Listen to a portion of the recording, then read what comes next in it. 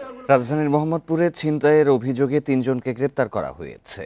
উদ্ধার হয়েছে ছিনতাই হওয়া মোবাইল ফোন। এর আগে ছিনতাইয়ের অভিযোগ নিয়ে থানায় গিয়ে হয়রানির শিকার হন বলে অভিযোগ করেন এক ভুক্তভোগী। এ নিয়ে ফেসবুকে পোস্ট দিলে সমালোচনার ঝড় ওঠে। দ্রুত ওই পুলিশ সদস্যের বিরুদ্ধে ব্যবস্থা নেওয়ার দাবি জানিয়েছেন অনেকে।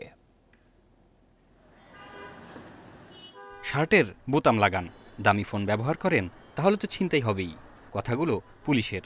ছিনতাইয়ের অভিযোগ দিতে থানায় গেলে এভাবেই কটাক্ষ করা হয় ভুক্তভোগীকে। বৃহস্পতিবার রাতে রাজধানীর মোহাম্মদপুরের বেরিবাদ এলাকায় সাংবাদিক সাখাওয়াত হুসাইন ওয়াদুদের মোবাইল ফোন কেড়ে নেয় ছিনতাইকারীরা। সাথে সাথে ছুটে যান থানায়, কিন্তু সেখানে গিয়ে উল্টো হয়রানির শিকার হন বলে অভিযোগ তার। থানায় আসার পরে আমার ছিনতাইকারীদের প্রতি আমার ক্ষোভ আসলে ঢাকা পড়ে যায়। পুলিশের প্রতি আমার ক্ষোভ সৃষ্টি হয়, কারণ তারা আমার সঙ্গে বেশ অপমানজনক আচরণ করেছে, তারা বেশ অপেশাদার আচরণ করেছে। ঘটনাটি জানিয়ে রাতেই ফেসবুকে পোস্ট দেন ওয়াদুদ, যা মুহূর্তেই ছড়িয়ে পড়ে। তীব্র ক্ষোভ প্রকাশ করেন নানা শ্রেণীর মানুষ। সমালোচনার ঝড় উঠলে নড়েচড়ে বসে পুলিশ প্রশাসন। ফলে দেখি যে যিনি সংবাদকর্মী, যিনি যার ছিনতাই হয়েছে, উনি ফেসবুকে একটা বড় স্ট্যাটাস দিয়েছেন, পুলিশের অসহযোগিতা উল্লেখ করে এগুলো দিয়েছে।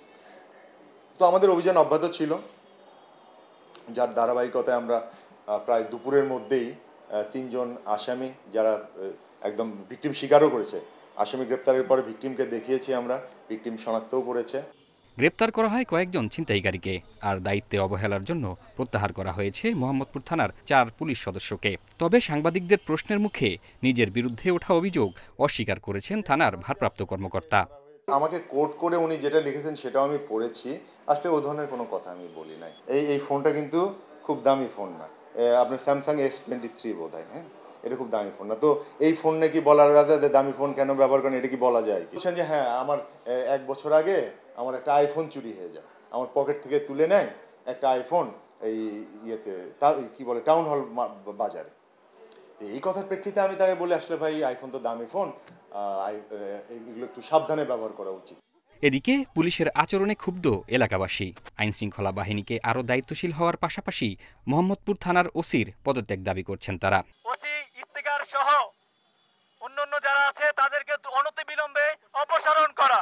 জাহিদুল ইসলাম, ইন্ডিপেন্ডেন্ট নিউজ, ঢাকা।